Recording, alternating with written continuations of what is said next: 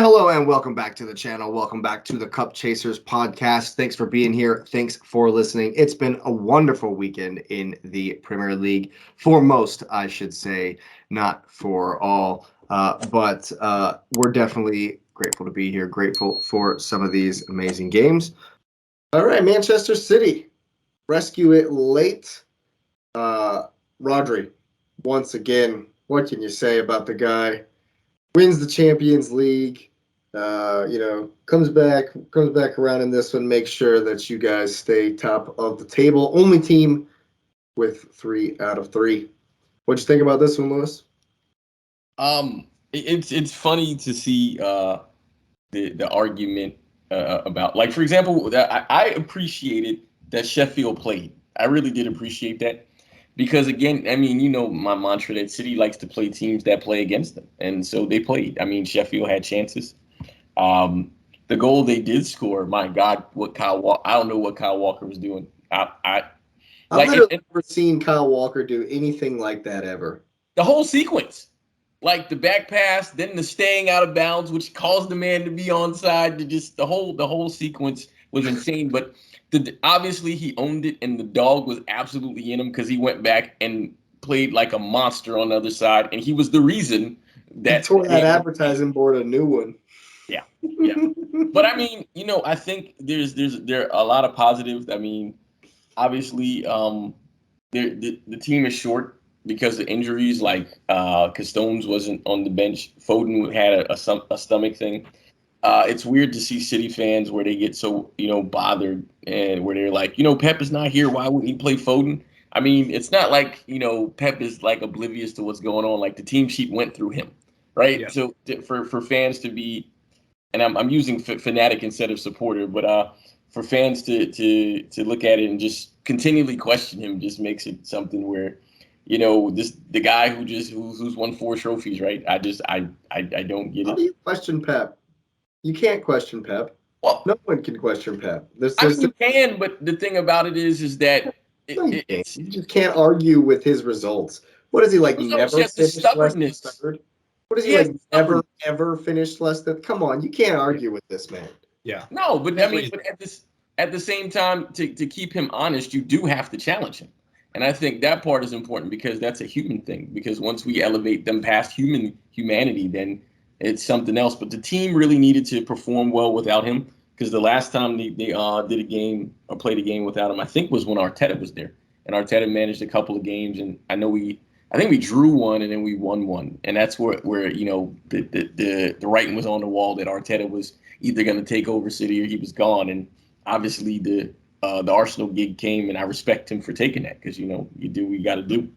But it's funny, they're talking about Haaland. I think Haaland is a subject where, he has 3 goals in 3 games, but they're like, oh, he's so terrible. He did have a stinker. He missed some opportunities. He's the 15 chances.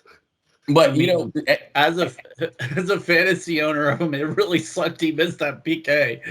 Well, the funny, but he also had 9 chances. He did. Yeah. He had several chances. The penalty wasn't the only one. And so, but at that point, you can see there's a confidence thing because they're playing him really different this year. Like they're dragging on him. They're not calling fouls against him. So whenever stuff is happening to him, he's just living with it. And you see it starting to frustrate him some. And so this is a challenge to him to develop his game, to improve his hold-up game, because he didn't hold up the ball really well in that game. And it just to understand the movement, like the movement that he had to get the first goal. I mean, and you saw he didn't even really celebrate. He was relieved to score that goal because he really needed to score because it becomes mental. But also what you saw players playing a little bit different. Like Jack Grealish has literally improved his play since he didn't start that first game, because legitimately he shouldn't have started that first game or whatever game he's got sat down, because he wasn't up for it. Yeah, and he wasn't up for it. And the fact that he does the simple thing like cross the ball. I mean, that's there all the time. And you give your teammates a chance. And it's funny, the Sheffield manager said, well, we played really well and we shouldn't have gave him that chance. I mean, Grealish literally, the defender didn't play him to his left because Grealish literally always feints, goes to his right, and then kicks you in the shin. That's literally what he does every time. So why would a defender think he's going to, one, cross the ball with his left and cross it in the air? I didn't even think he was going to do that. So nobody thought that, but clearly Holland did, because Holland got up early, like he knew it was coming. And so Rodri. So your initial point was Rodri. I think he's been amazing. I know people have talked and they said, well, before it was Kevin De Bruyne, the team can't win without Kevin De Bruyne. Well, we already know who the guy is. Like, we know who the guy is, and it's the other reason why City is going for Nunez. And Jake, your point is valid, about the guy, not practicing. Now, I again, it goes back to I trust Pep, but I also think that there are things that go on behind the scenes that we are oblivious to.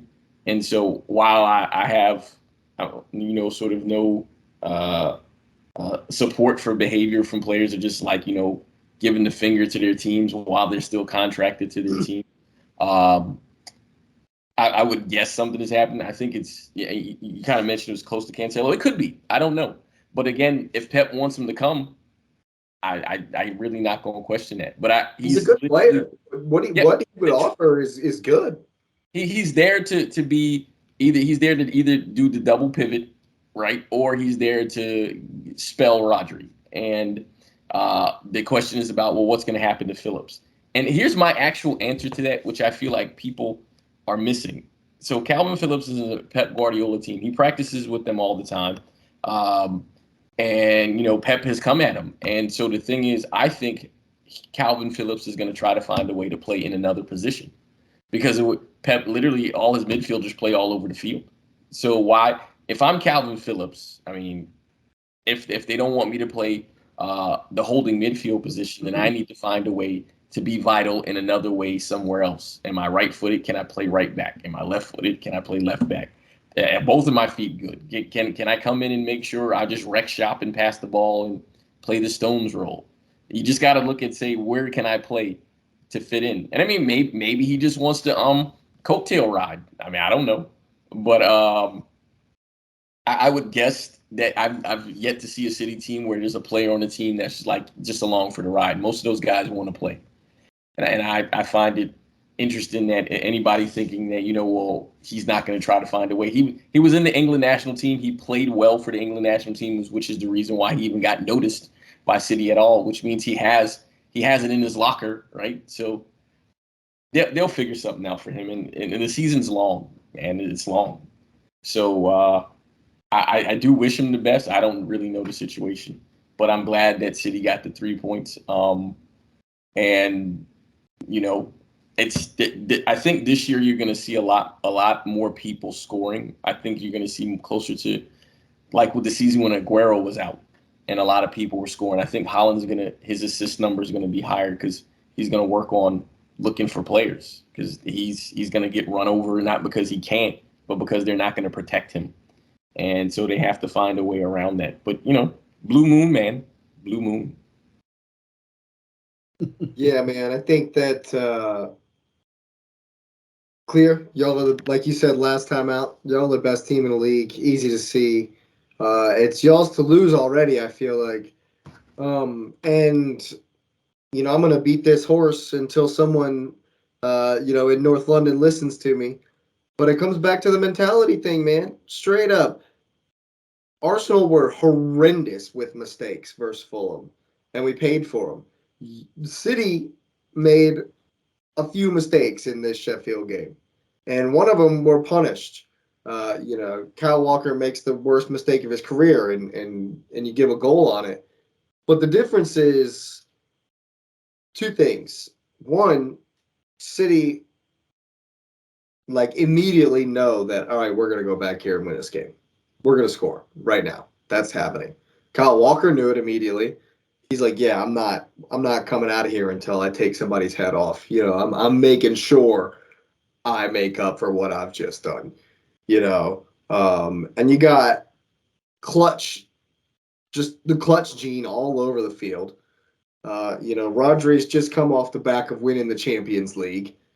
The defense is still still worried about Thor the whole game because you have to be switched on for 99 minutes to keep him out, and they didn't even do that. He had 97 chances, and one went off the woodwork on the penalty, and they couldn't get him. They couldn't keep him out on the easiest chance he had. So my point is that y'all have the experience. Y'all are champions. You've been champions. You've been there, done that, know what it's like. And so when you give a goal to almost drop points at the end of a game, there's no, oh crap, oh crap, oh crap. Arsenal gave a goal in the same minute that y'all did, and it was oh crap, oh crap, oh crap. Now they were pissed, man. They were pissed they gave that goal up. Oh yeah, it's just I was pissed we gave that goal. But but City. Oh, you're talking about City? Yeah, they for sure. And so I immediately knew.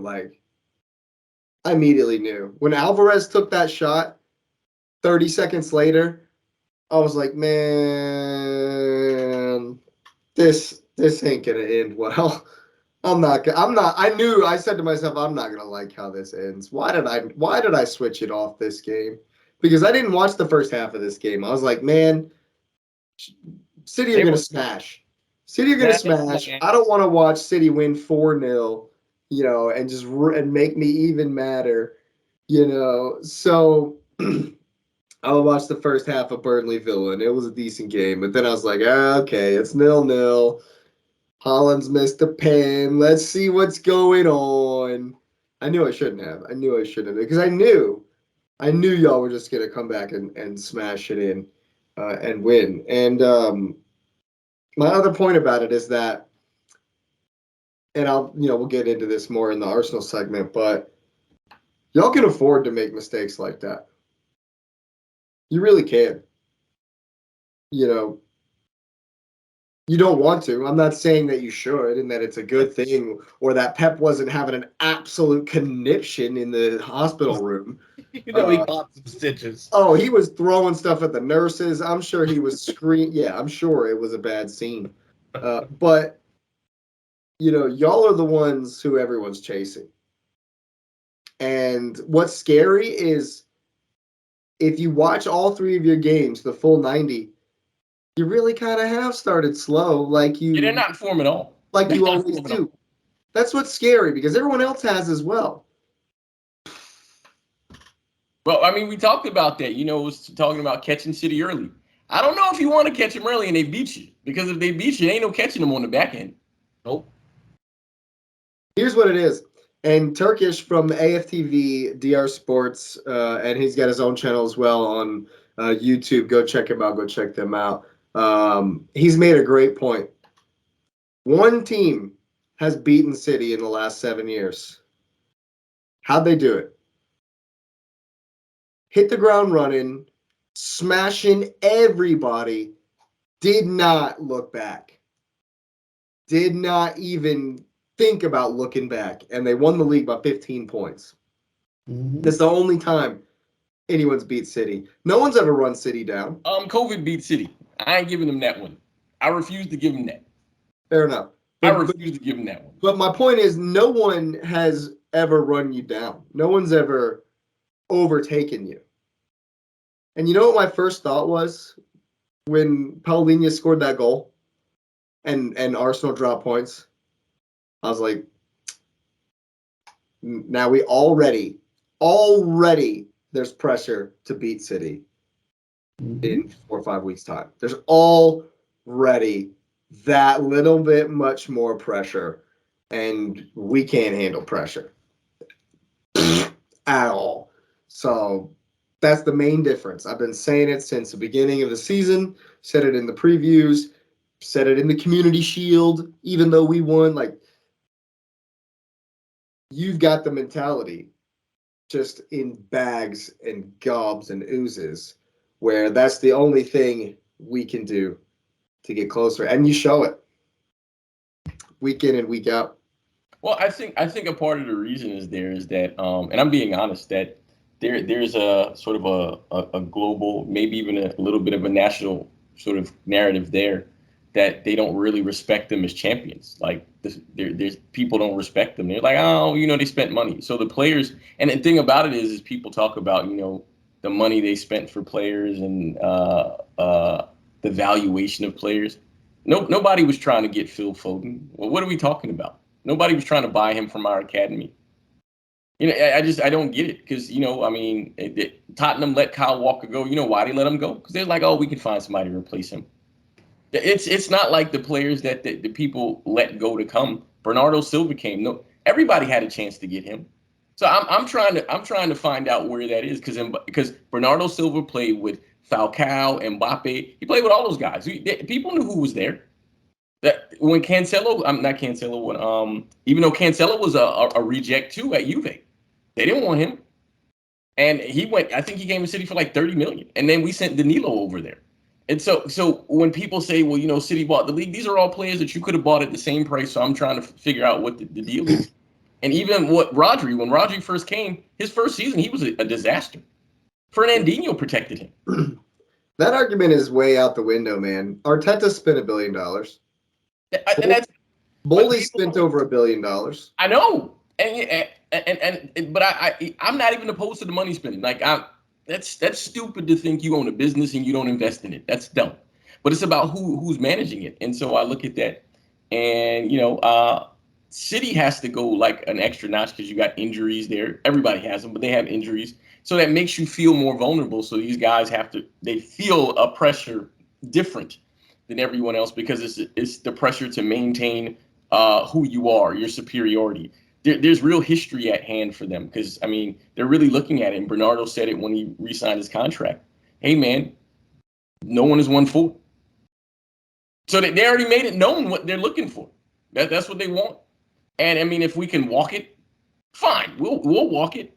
But like Haaland knows the targets on him. He knows that if he doesn't score 36 goals, they're going to say he had a bad season. Imagine that. Imagine him scoring 30 goals this year and be like, well, he wasn't really that good this year.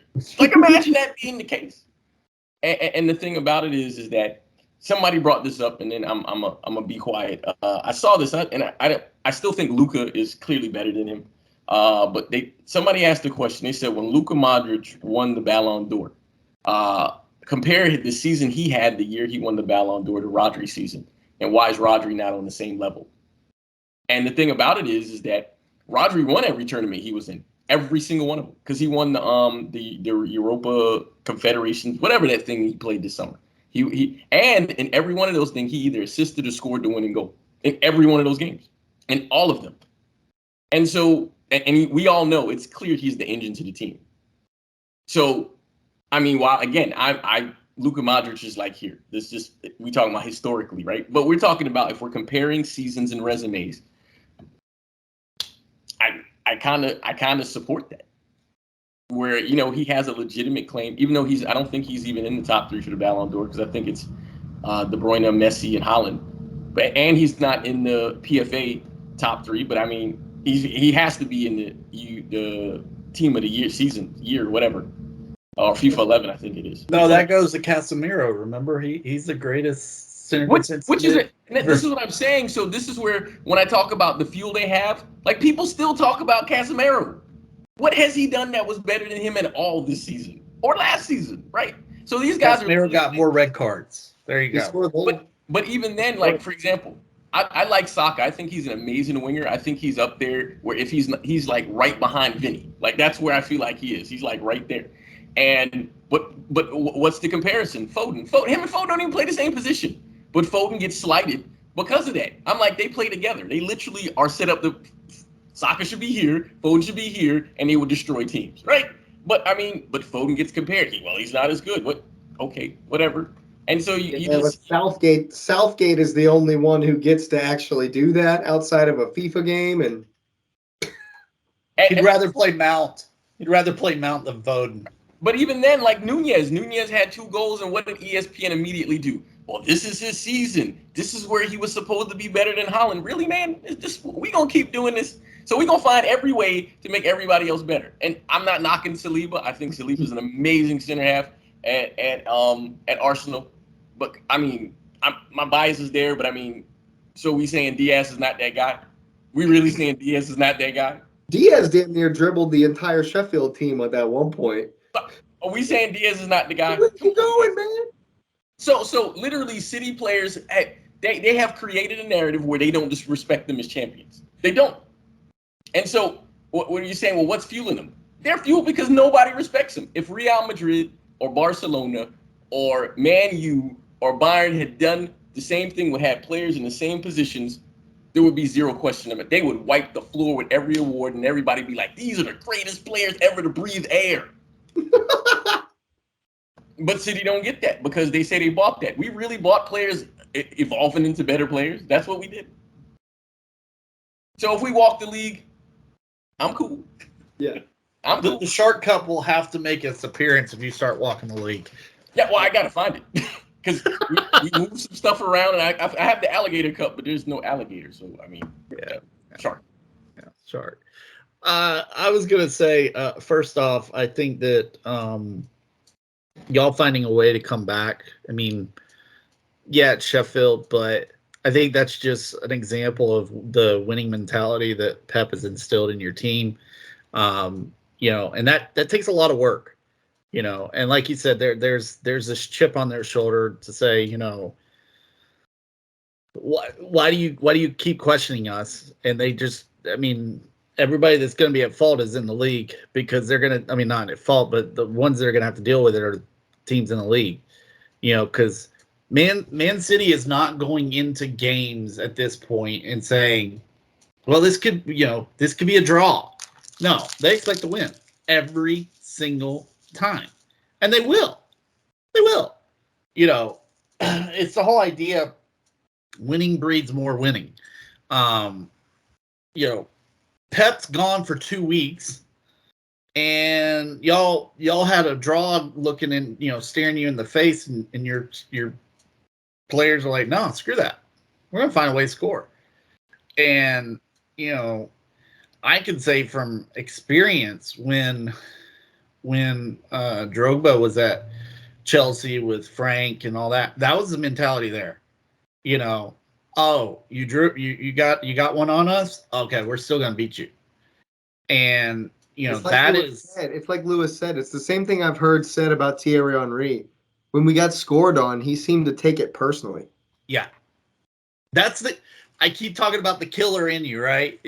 Who's a killer, who's not. That's the killer in you. Because it's now not, I screwed up, I'm going to go fix this.